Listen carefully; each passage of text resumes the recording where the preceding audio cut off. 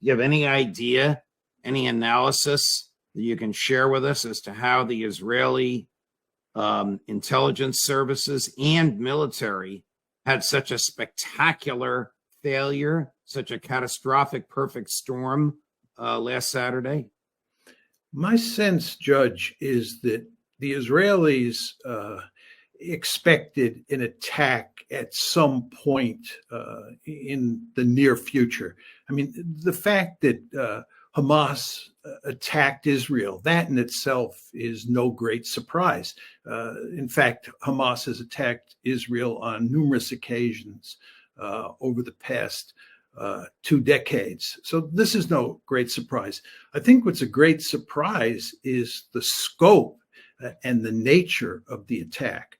The Israelis had no idea that Hamas could carry off an operation of this magnitude and inflict this much death and destruction on Israel. It was a complete shock to them. And the truth is, it was, I think, a complete shock to almost everybody who's been following this conflict. And so it's not the fact that Israel was attacked that's the great surprise. It's the nature of the attack that was the great surprise. And by the way, they were completely unprepared for what happened. There's just no question about that. They really did get caught with their pants down. Well, the lack of preparedness will have extraordinary, I think, political consequences in Israel. It's hard to believe that Prime Minister Netanyahu's prime ministership, for lack of a better phrase or word, can survive this. Yeah, I think it's analogous to the 1973 war when Golda Meir was the prime minister of Israel. And Israel was surprised then, as it has been surprised now. And Golda Meir survived in the short term, because what happens in the short term is you have a rally around the flag effect. And she benefited from that back then, and Netanyahu's benefiting from that now.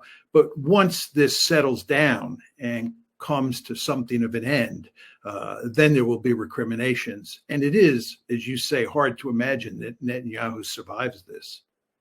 Some of our guests, all of whom you know, have suggested their views have coalesced around 2 areas for these failures. One is arrogance, a belief that we're stronger, smarter, richer, better, so we can't possibly be breached. And the other is a peculiar, so this is a relatively new phenomenon, peculiar reliance on AI rather than on human intelligence. Do you have any views on either of those issues or either of those explanations as a rational basis for the lack of preparedness? And I'm sorry, the question's way too long. The lack of preparedness is also military because of the way they were spread so thin to concentrate on this celebration of a religious festival in the desert and left huge gaps in other areas. Well, I don't think it was so much AI. And I do think there is a certain amount of arrogance among the Israelis. But I think the key here has to do with, let's call it the conception of what was likely to happen that the Israelis had in their head. When the Agronaut Commission studied the Israeli failure in 1973, they blamed it on the conception, the picture that the Israelis had in their head as to what an Egyptian attack across the canal would look like. They had the wrong conception. And as I said to you in my initial comments, I think the Israelis had the wrong conception in their heads about what the Palestinians attacking out of Gaza could do to them. And this is why they were so completely surprised. Again, it was the fact that Hamas attacked Israel is not a great surprise. And they thought that if it happened, they could handle it. But what they missed was that the Hamas attackers had a clever strategy, one that they just didn't anticipate, and they were not prepared to counter. So the conception, in my opinion, is the problem here, as it was in 73. How did Hamas come about? How did it come into existence? Well, it was originally the Islamic Brotherhood in Israel. And after the first Intifada in the late 1980s, it began to get radicalized. And Amazingly, the Israelis over time, especially hard-nosed Israelis who were opposed to the two-state solution. Like Benjamin Netanyahu. Yes. It's quite amazing here. They liked Hamas because they knew that Hamas had extremist views on a two-state solution. In other words, no two-state solution. And people on the right in Israel wanted no two-state solution. So they, in effect, the Israelis, allied to some extent. We have to be careful with the language here, but they allied to some extent with Hamas to undermine the Palestinian Authority, first under Arafat, then under Mahmoud Abbas, because they were interested in a two-state solution. So in a very important way, Israel has been willing to live with Hamas, right? And this is the reason they didn't view Hamas as that great a threat, because to some extent, to some limited extent, again, we have to choose our words carefully here, Hamas was a partner with Israel in undermining the Palestinian Authority, which was interested in a two-state solution. Is this a intellectual, academic, political partner, or was there a financial relationship? Did Israel at any point in time fund Hamas? I know of no evidence. It may be the case. I think that most of Hamas's funding comes from outside, from countries like Iran, Qatar, and so forth and so on. I don't think the Israelis felt any need to do that. They might have done that if they thought it was necessary.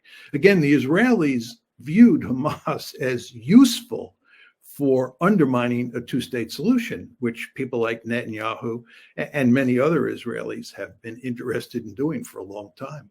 What is the relationship between Hamas and the Palestinian Authority headed by Mahmoud Abbas? It's terrible. There's no question about that. Mahmoud Abbas is interested in a two-state solution. Hamas is not. They just, have been at loggerheads since at least the election of 2006. But I would imagine that this event has forced them to come together. I would imagine that there's a show of unity among the Palestinians in the same way that there's a show of unity among the Israelis at this point in time. But how this plays out over time is very hard to say. Is it fair to say that Hamas is not the government of Gaza, that the Palestinian Authority is, but Hamas is some aspect of Gazan society that the Palestinian Authority can't control, like the drug gangs in Mexico, which can't be controlled by, they're not the government of Mexico, but they're not subject to the government of Mexico either? No, I think it's quite clear that Hamas controls the Gaza Strip. They govern the Gaza Strip, and that the Palestinian Authority controls the West Bank. You want to remember that the last time you had an election was in 2006, and the Israelis warned us, don't hold that election, because the Israelis anticipated that Hamas would win, and then Hamas would have influence not only in Gaza, but in the West Bank as well. The Americans didn't listen to the Israelis. We held the elections. Hamas won. We then undermined the results of the election, which we could do in the West Bank, and we basically installed Mahmoud Abbas there and the Palestinian Authority. But we couldn't do that in Gaza, and the end result is that Hamas is in control in Gaza.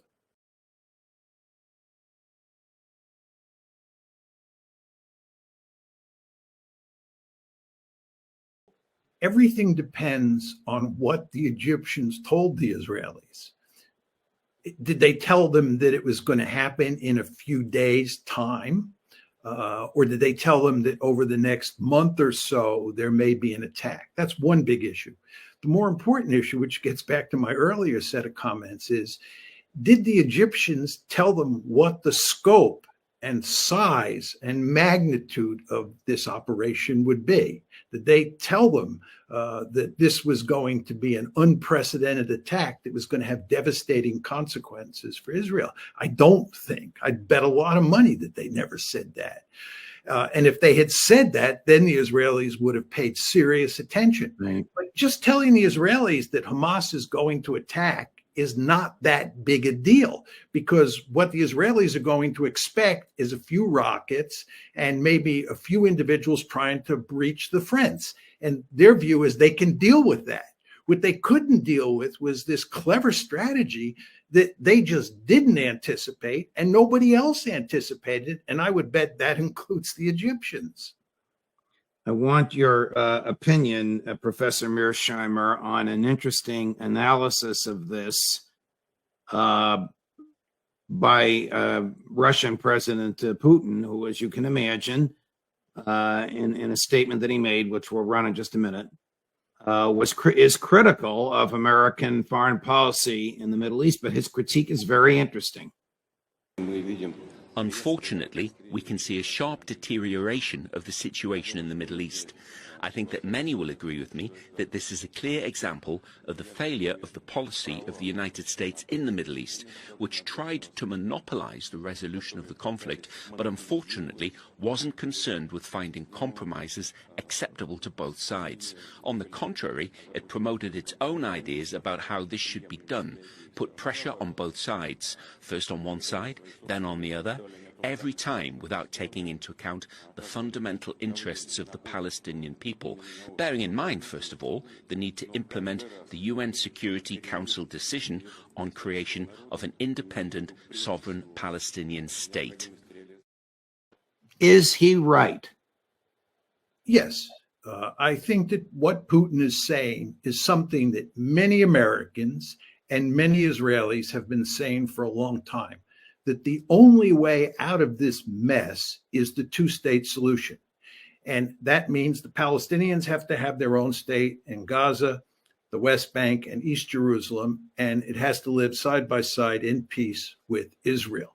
The United States has been theoretically interested in a two-state solution for a long time, because most American policymakers, and this certainly includes people like Jimmy Carter, George H.W. Bush, George W. Bush, Barack Obama, understood the importance of getting a two-state solution, but they were unwilling to push hard enough to coerce the Israeli leadership into accepting a two-state solution. And this is in large part because of domestic politics in the United States. Pro-Israel forces in the United States were opposed to putting pressure on Israel. And this includes many people who thought a two-state solution was the right outcome, but they just did not want us coercing Israel.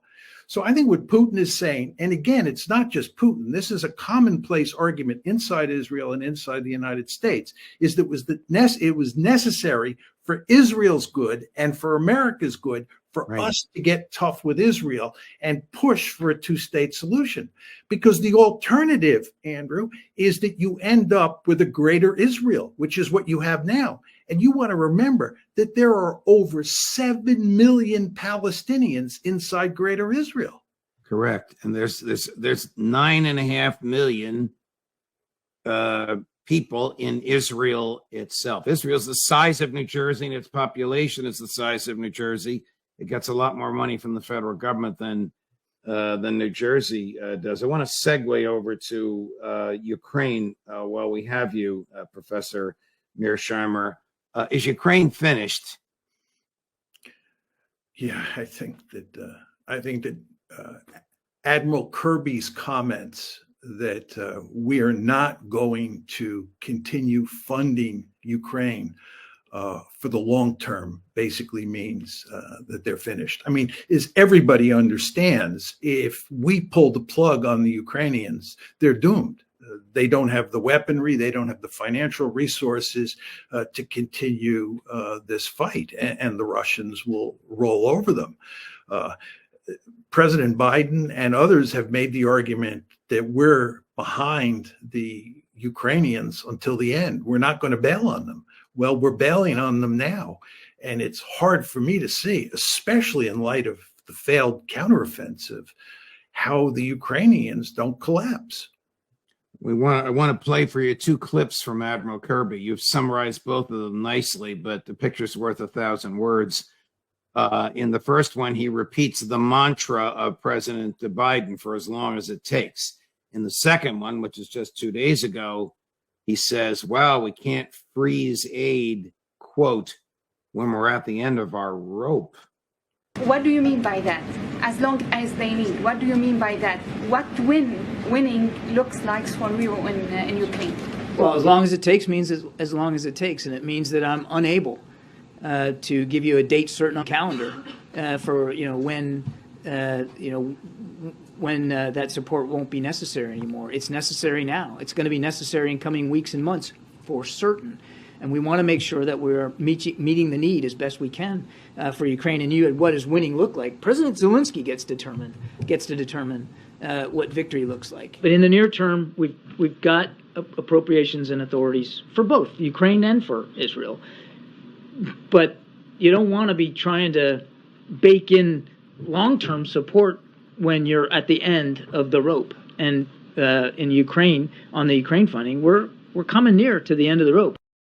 I mean, this is truly a remarkable and astonishing statement from him. We're coming near to the end of the rope in light of the number of times that he, the Secretary of State, the National Security Advisor, and the President himself have used that phrase that the questioner asked about, for as long as it takes. It actually kind of turns your stomach to see this. I mean, as I've argued from the beginning, and I know you agree with me, we've led the Ukrainians down the primrose path. Yes. Absolutely horrible. I mean, we pushed this country into this war. We're principally responsible for it because of our efforts to make Ukraine a Western bulwark on Russia's borders. And we encouraged the counteroffensive. We forced them to attack week after week when they were suffering enormous casualties. And now, when they're in really deep trouble, we're pulling the plug on them. It turns your stomach. It's really horrible.